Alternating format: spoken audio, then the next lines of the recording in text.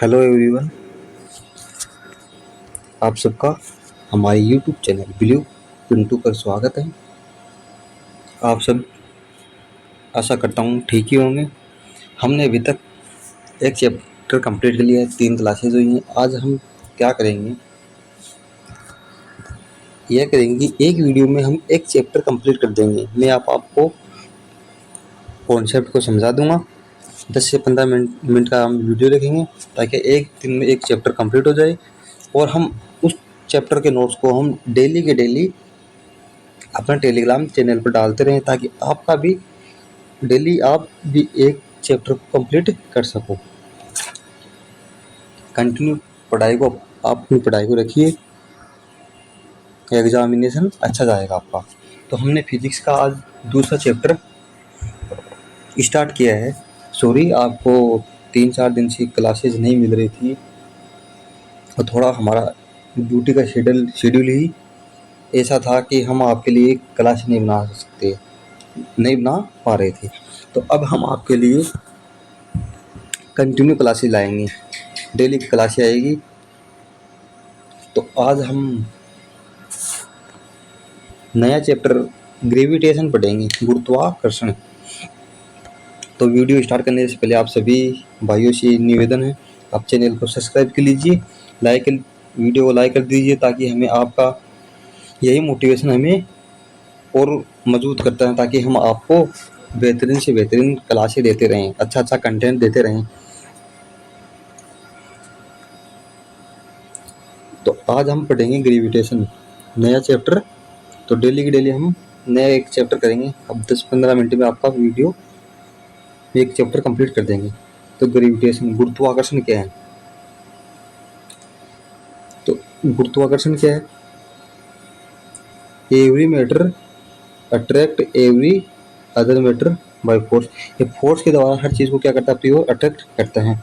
तो ग्रेविटेशन, ये क्या ग्रेविटेशनल फोर्स है। तो ग्रेविटेशनल फोर्स क्या होता है?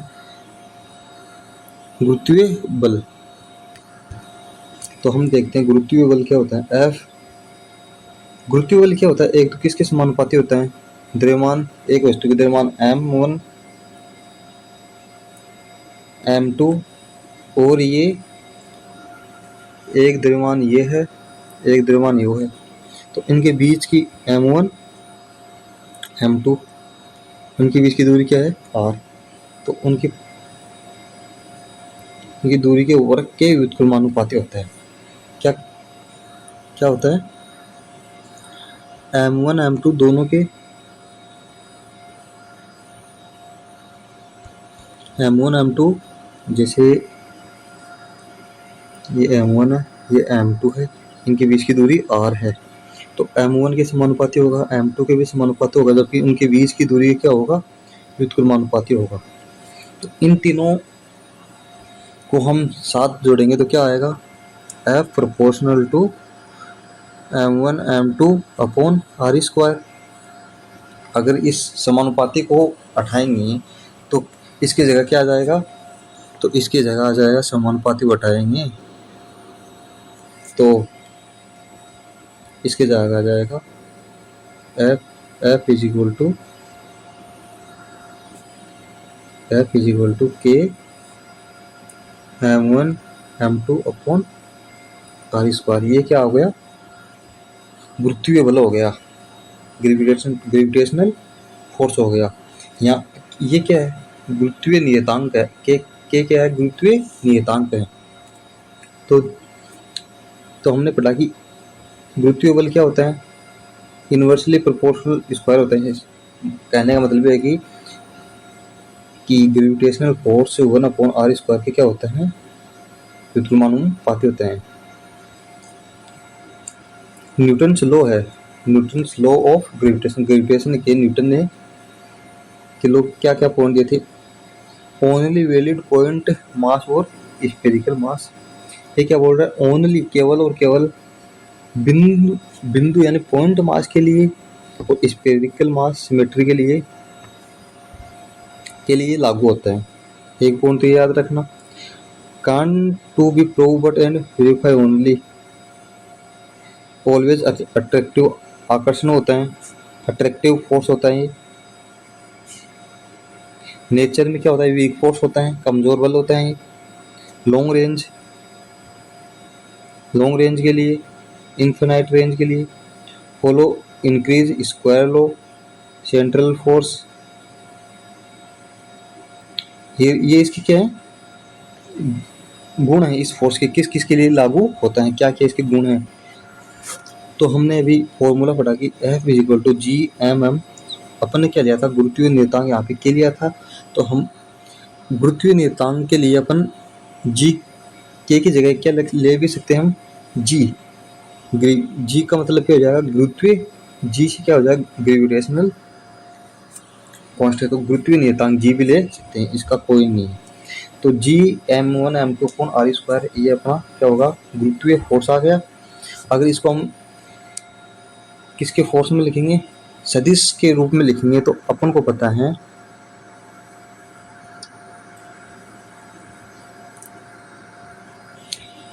आर इज इक्वल टू,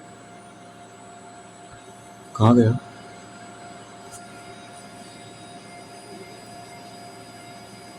एकांक क्या होता है, आर वेक्टर अपॉन आर, इसका मापांक क्या होता है ये।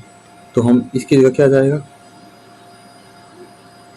इकाई आर वेक्टर अपॉन आर, इसका परिणाम आ जाएगा।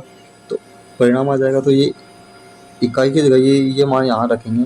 तो आर वेक्टर अपॉन एक आर नीचे आया तो आर क्यूब हो गया। ये तो वेक्टर फॉर्म है, ये इतना काम ही नहीं आएगा, ये फॉर्म याद रखना। इसे न्यूमेरिकल भी बन सकता है। क्या न्यूमेरिकल क्या बनेगा, थ्योरी टाइप में क्या बनेगा, ये अपन अपन नेक्स्ट क्लास में, सॉरी, जो क्वेश्चन करेंगे ना उसमें देख लेंगे। तो एक फॉर्मूला कैसे आया, ठीक है। वो जो गुरुत्वीय नियतांक है जी, इसका मान क्या होता है, याद रखना है, 6.67 इंटू 10⁻11। क्या याद रखना, -11 होता है न्यूटन मीटर इंटू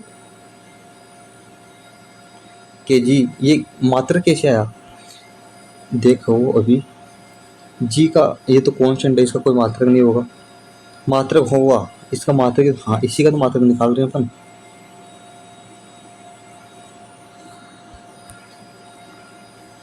इसका मात्रक कैसे आएगा बता देता हूँ आपको। F is equal to G M1 M2 upon R, इसका ये होता है। अपन इसका मात्रक चाहिए तो ये पूरा इधर आ जाएगा, F ये इसके अपॉन में है तो इधर आ जाएगा, तो मल्टीप्लाई में इंटू आर स्क्वायर बटा ये इसके गुणा में था, तो इसके आ जाएगा M1 M2 is equal to ये क्या हो गया जी। तो हमें पता है कि F बल का मात्रक क्या है, न्यूटन, दूरी का मात्रक क्या है, मीटर, तो स्क्वायर है तो इसका मीटर के स्क्वायर आ जाएगा। M1 का क्या है, केजी, यानी कि द्रव्यमान का मात्रक क्या होता है, केजी। M2 भी द्रव्यमान ही है तो केजी। तो क्या हो गया, newton into metre into KG, KG square होगा ना, तो ये ऊपर चला जाएगा तो माइनस, सॉरी, केजी -2, ये है ना, केजी -2। और इसकी विमा भी याद रखनी है।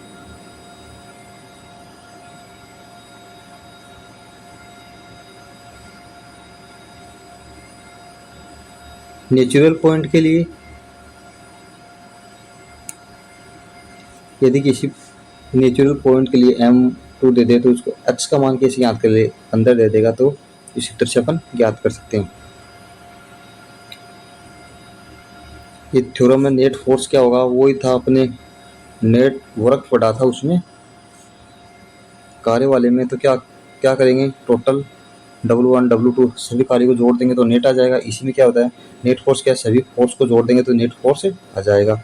ये थ्योरम है।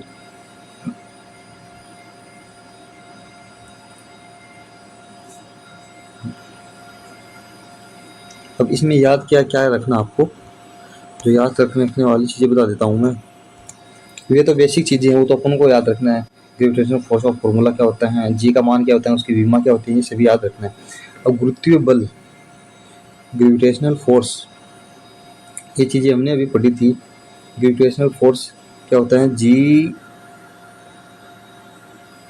F is equal to G M1 M2 upon R square. ये फॉर्मूला याद रखना है, इस पर थ्योरी का क्वेश्चन बताऊंगा मैं आपको। ये आर स्क्वायर के समानुपाती होते हैं। अगर कोई प्रत्येक द्रव्यमान एक दूसरे से एक बल द्वारा आकर्षित होता है, कोई ना कोई फोर्स द्वारा आकर्षित होता है, इसके अंदर हम ये मान लेंगे तो नेट फोर्स क्या होगा, इसी दूरी को, बीच की दूरी क्या लेंगे शॉर्ट में, तो हम क्या ले लेंगे उसको, d equal to D plus L, ये दूरी प्लस एल ये। तो अब ये कैसे आया, ये अपन वीडियो के माध्यम से बहुत लंबा हो जाएगा, डेरिवेशन बहुत है, तो आप फॉर्मूला याद रखना इतना कोई हार्ड नहीं है। और तीव्रता क्या होती है, तीव्रता फोर्स अपॉन एम, याद रखना फॉर्मूला। और जो चीज़ें याद रखने वाली क्या है, एक तो बिंदु, किसी बिंदु के कारण क्या होगा, गुरुत्वीय बिंदु के कारण क्या बोला है इसने, तीव्रता G M M upon R square, ये इतना काम नहीं आएगा ये चीज़ याद रखने की, एक तो ये चीज़ याद रखनी है इसमें, G M upon R square तीव्रता। गोले के भीतर क्या होती हैं, वो गोले के बाहर क्या होती हैं, ये याद रखनी है बस आपको, ये फॉर्मूला याद रखना है इसमें। और ठोस गोले के कारण क्या होता है, ठोस गोले के कारण क्या होता है, कोई ठोस गोला है, इसके बाहर क्या होगी, बाहर पॉइंट पे क्या होगी, सरफेस पे क्या होगी, सरफेस के अंदर क्या होगी, और सेंटर पे क्या होगी, तीनों अलग अलग है, चार है। गोले के बाहर क्या होगी, minus G M upon R square. G क्या है, गुरुत्वीय नियतांक है, एम क्या है द्रव्यमान है, आर क्या है उन दोनों के बिंदुओं के बीच की दूरी। बाहरी सतह पे minus G M upon R square, ये आर क्या है, आर तो बाहरी बिंदु ये है तो इसके बाहर तक है, और ये कैपिटल आर क्या है, इसकी त्रिज्या कैपिटल आर, इसके सतह पर है ना, तो ये तो त्रिज्या होगी ना, ये है। और पी अंदर मान लो कोई ये है, तो इसके अंदर पॉइंट है एक, तो ना त्रिज्या से तो कम है, तो क्या हो गया, ये पॉइंट आर ले लेते हैं हम बाहरी बिंदु, तो ये डेरिवेशन से क्या आएगा, minus G M R upon capital R cube. ये याद रखना क्योंकि इस पे क्वेश्चन पूछा जाएगा आपसे। अब चलते हैं next due to axis ring के कारण, रिंग के कारण क्या होता है, गुरुत्वीय त्वरण, तीव्रता G M R square upon ये याद रखनी है आपको। रिंग के कारण क्या होती है, फॉर्मूला याद रखना है। इसमें आई का मान जीरो कब होगा, जब आर जीरो हो जाएगी, आर जीरो मतलब सेंटर पर होगा, तो ये तीन चीजें याद रखनी है आपको। तो आर बराबर रूट ले लेंगे तो मैक्सिमम कहाँ होगा, ये गुरुत्वीय त्वरण एक्सिस पर मैक्सिमम कब होगा, ये पॉइंट याद रखना है। तो किस दूरी पे होगा एक्सिस, तो आर बराबर capital R upon root two length लेंगे तब मैक्सिमम होगा, ये पॉइंट थ्योरी में पूछा जाएगा। तो मैक्सिमम कब होगा, तो ये दूरी याद रखना। Acceleration due to gravity at earth, गुरुत्वीय त्वरण, अर्थ पर त्वरण का मान क्या होगा, तो इसके लिए क्या है, द्रव्यमान अर्थ पर क्या होगा, तो सबको पता अच्छा है 29 kg होते हैं, अर्थ दूरी होती है, और मास होता है, त्वरण क्या होता है 9.8 मीटर प्रति सेकंड स्क्वायर। तो जी का मान क्या होगा, G M upon R square, तो ये मान लगभग कितना होता है, G M upon R square, ये है ना, सेंटर पर मान कितना होता है, ये लगभग 9.8 मीटर प्रति सेकंड स्क्वायर। ये सबको पता है कि कितना होता है 9.6। तो ऑन सरफेस पे क्या होगा, ये अपन मान लो ये अपनी अर्थ है, तो इसके ये तो क्या सेंटर पे होगा वो। अब यहाँ से आएंगे तो सरफेस आ जाएगी, तो सरफेस पे क्या होगा, सरफेस इस बिंदु पे होगा, सरफेस के बाहर क्या होगा, ये पॉइंट देखेंगे हम।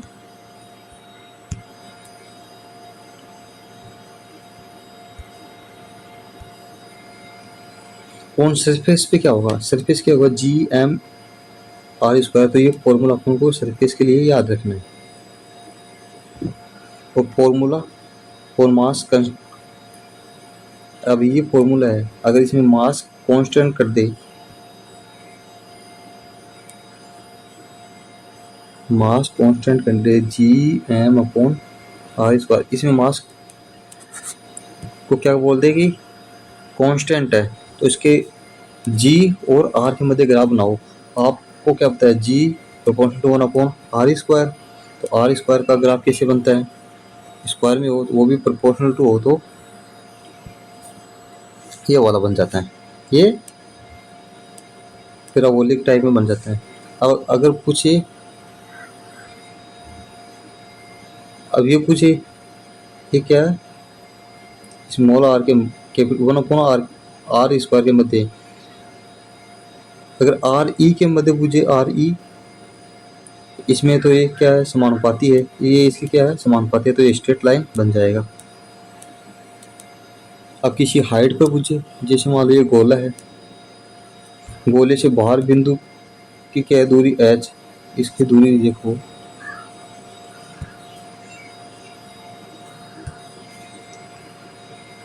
ये अपनी पृथ्वी है, इससे दूरी, इसकी त्रिज्या कितनी है, r।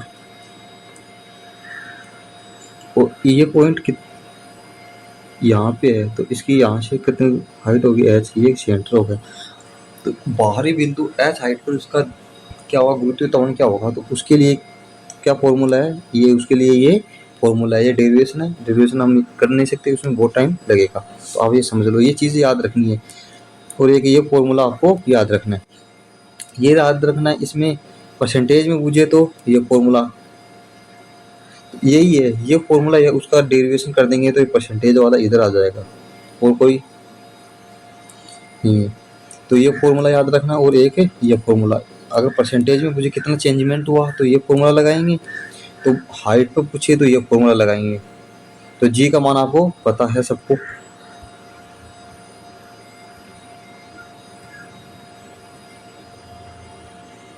अब किसी वलय के कारण, किसी वलय के कारण क्या होता है, वलय के कारण ये होता है, इस वलय के कारण डेरिवेशन है, सीधा फॉर्मूला याद रखो।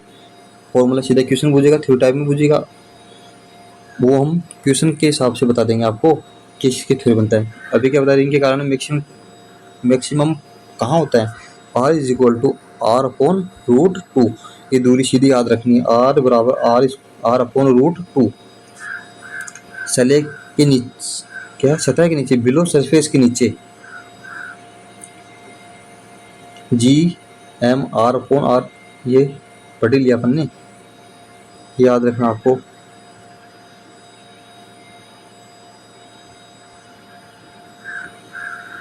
रोटेशन के कारण क्या होता है, इफेक्ट रोटेशन में, यदि किसी को चीज़ को घुमाते हैं तो उसके कारण क्या इफेक्ट पड़ता है गुरुत्वीय त्वरण पर, तो उसके लिए ये है, जी क्या है,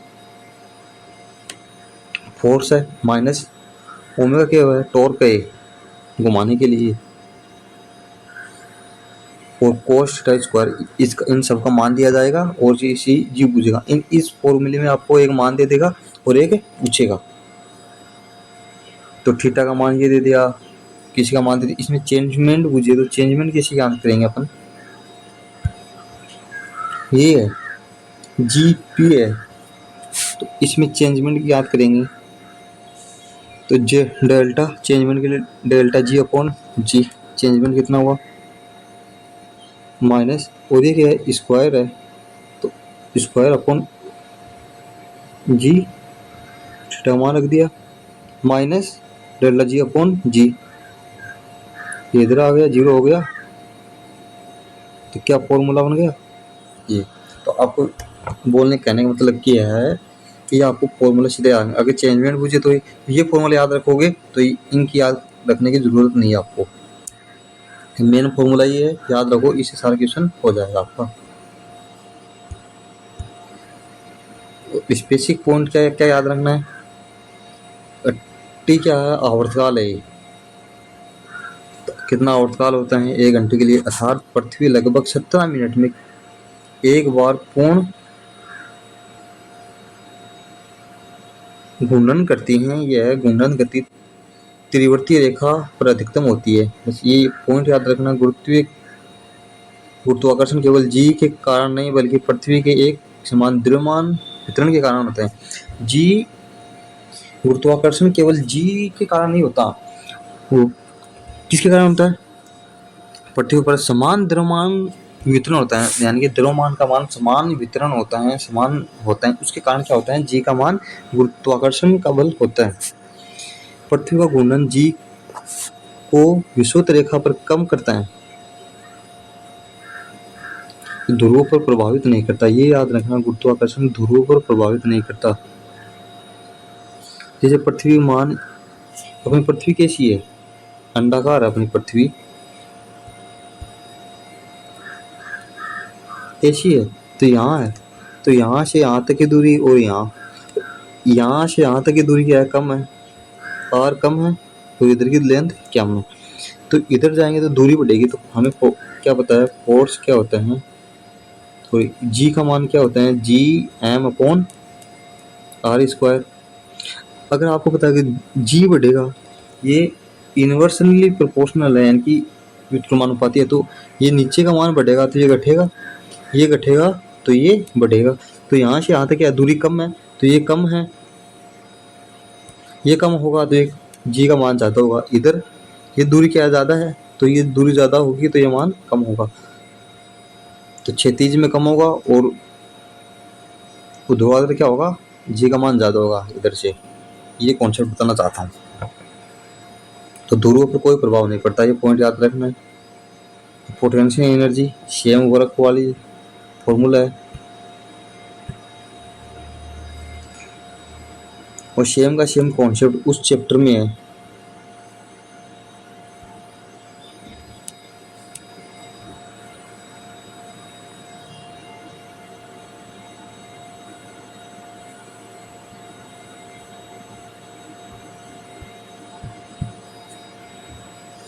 ये हो गया।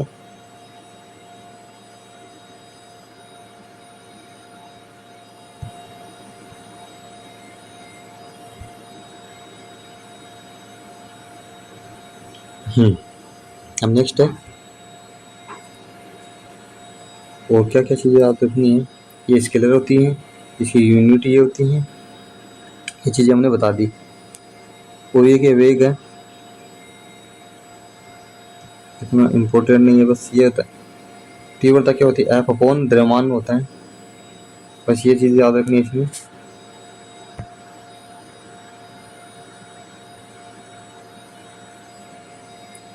गुरुत्वीय पोटेंशियल, अब गुरुत्वीय विभव देखेंगे हम। किसी पॉइंट के लिए, पॉइंट मास के लिए, किसी बिंदु पॉइंट मास के लिए गुरुत्वीय विभव का मान क्या होता है, तो गुरुत्वीय विभव का मान क्या होता है, वही है v बराबर minus G M upon R. उसमें क्या पढ़ रहे थे, G M upon R square पढ़ रहे थे। विभव में क्या होगा, गुरुत्वीय त्वरण में आर स्क्वायर पढ़ रहे थे, यहाँ से आर हट जाएगा, सॉरी स्क्वायर हट जाएगा, स्क्वायर हट जा क्या रहेगा, minus G M upon R. Formula याद रखना है। ग्राफ बुझे तो माइनस में है, अगर प्लस में होता तो हम ये बनाते हैं, अगर माइनस में है ग्राफ तो उल्टा बना देंगे। बिंदु संयोजन के कारण minus G M upon R square, तो माइनस 2m अपॉन आर, ये फॉर्मूला याद रखना है। बस फॉर्मूला मैं तो बता सकता हूँ भाई, आप क्या क्या याद रखना है, तो ये चीज़ें सारी याद रखनी है। और मैं पूरा एक्सप्लेन करूँगा तो वीडियो बहुत लंबा हो जाएगा और आप उसको देख भी नहीं पाओगे। इंपॉर्टेंट चीज़ क्या क्या याद रखनी है, एक खोखले गोले के कारण क्या याद रखना है, एक तो ये फॉर्मूला याद रखना है, आउट बाहर बिंदु पर है, सरफेस बिंदु पर ये फॉर्मूला है, और इन पे ये है। और ये सेम फॉर्मूला, ये चित्र सबका सेम है। जब जैसे हम इलेक्ट्रो स्टैटिक्स पढ़ेंगे उसमें भी सेम है, उसमें इसमें दोनों में सिमिलर है ये। वो उस इसके बाद हम जस्ट नेक्स्ट वो चैप्टर पढ़ेंगे ताकि हम आपको समझ में आ जाए क्या क्या है। फिर आ गया किस पे, सॉलिड यानी कि ठोस गोले के कारण है, solid due to solid gravitational potential. तो इसके कारण क्या, ठोस गोले के कारण क्या होगा, minus G M upon R, ये रेशियम है माइनस जी अपॉन आर। तो ये सेम है परंतु आंतरिक जो अंदर होगा ना तो वो अलग होगा, इसके में आंतरिक अंदर होगा और इसमें आंतरिक इनर क्या होगा, minus G M upon R. जो सरफेस पर होगा वही ये होगा। और सेंटर पे क्या होगा, सेंटर पे होने का मतलब क्या है, तो आर का मान 0 हो जाएगा तो ये हो जाएगा, तो यहाँ से कट जाएगा तो -3 अपॉन आर ये आ जाएगा। ये फॉर्मूला है। तो इम्पोर्टेंट चीज़ें है रिंग के कारण, वलय के कारण ये याद रखना है। केंद्र पर 0, आर का मान 0 ले लेंगे तो ये केंद्र पे आ जाएगा।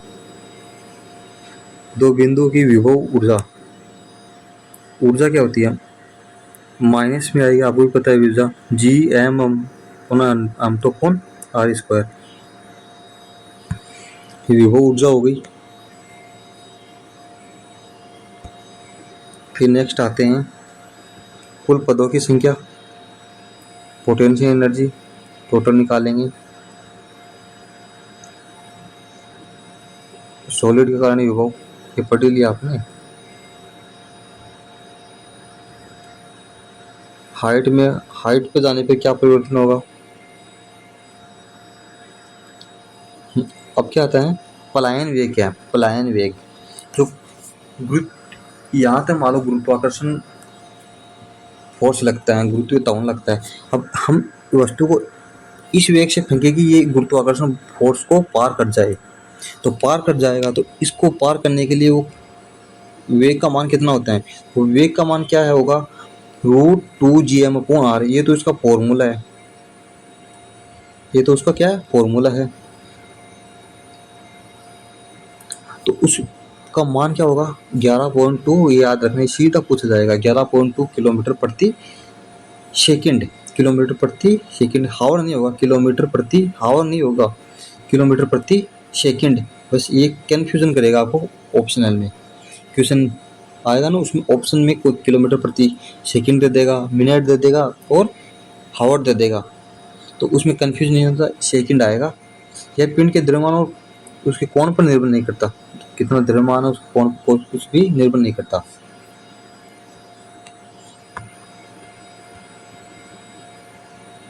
ये अनंत अनंत के कारण आपको सबको पता है कि फॉर्मूला व्युत्क्रमानुपाती होगा, जो गुणा में होगा समानुपाती होगा और जो अपॉन में होगा वो व्युत्क्रमानुपाती होगा।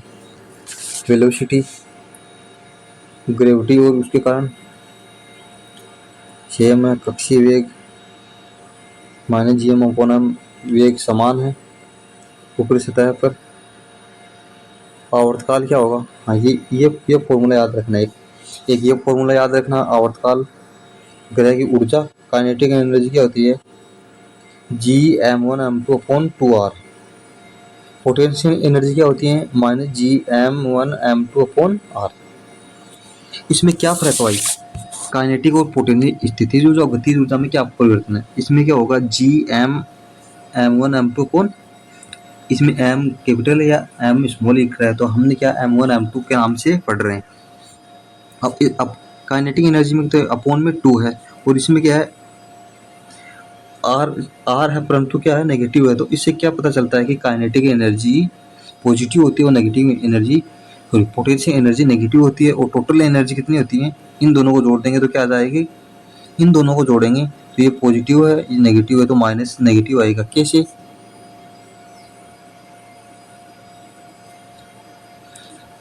ये कितनी है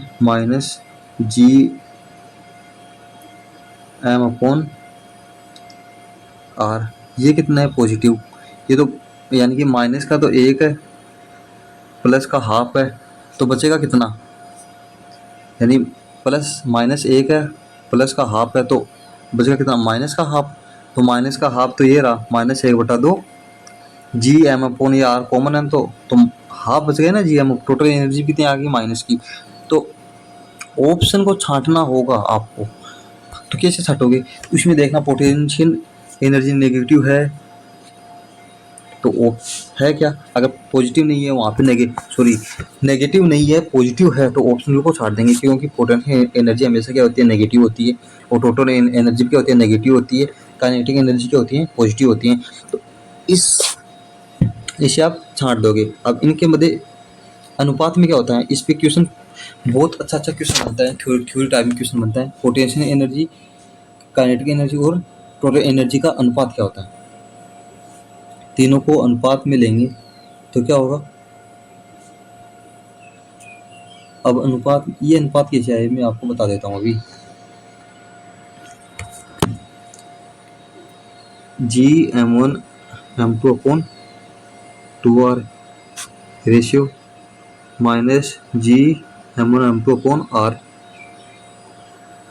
ratio G M2 upon R, ये माइनस में है, इसका भी 2 है। ये भी देखो, अब रेशियो निकालना है तो जी M1 M2 M2 ये भी इधर है, R भी इधर है, ये कट गया। अब इधर बच गया क्या, 1/2 रेशियो माइनस 1 रेशियो 1।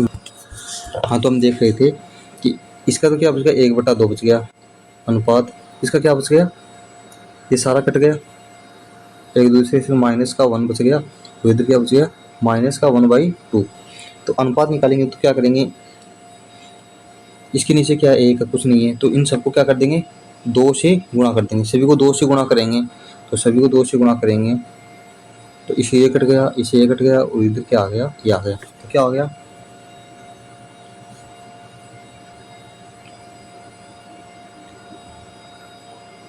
तो क्या आ गया, 2 से 2 कट गया, तो इधर क्या आ गया, 1 रेशियो माइनस का 2, इधर 2 से गुणा किया तो माइनस का हो गया 2 रेशियो, इधर माइनस का 1, यही है ना। तो हमारा रेशियो भी यही तो हुआ, 1 रेशियो माइनस 2 रेशियो ये। तो ये रेशियो आपको याद रखना है, ये बहुत काम आएगा आपको। अब केपलर के लोग ग्रह की गति के प्रथम नियम क्या बोलते हैं, ग्रह दीर्घवृत्ताकार कक्षा में चक्कर लगाता है। ग्रह किस कक्षा में, केपलर के नियम में ग्रह किस कक्षा में चक्कर लगाते हैं, दीर्घवृत्ताकार कक्षा में चक्कर लगाता है, जिसमें सूर्य पर फोकस रहता है, सूर्य पर क्या रहता है, फोकस रहता है। उसके 2R क्या होता है, R maximum plus R minimum, तो ये इसकी कैपिटल दूरी है और ये इसका फॉर्मूला है मैक्सिमम और मिनिमम का, याद रखना ये चीजें सारी। सेकंड लॉ क्या बोलता है, सूर्य ग्रह को सूर्य से मिलने वाली रेखा समान समय में समान क्षेत्रफल जाती है, यानी समान समय में समान क्षेत्रफल तय करती है। तो L/2R ये फॉर्मूला हो गया, L कांस्टेंट होगा। तो इसमें क्या याद रखना है, एक तो ये चीज याद रखनी है, और ये V मैक्सिमम, V का मान V होगा।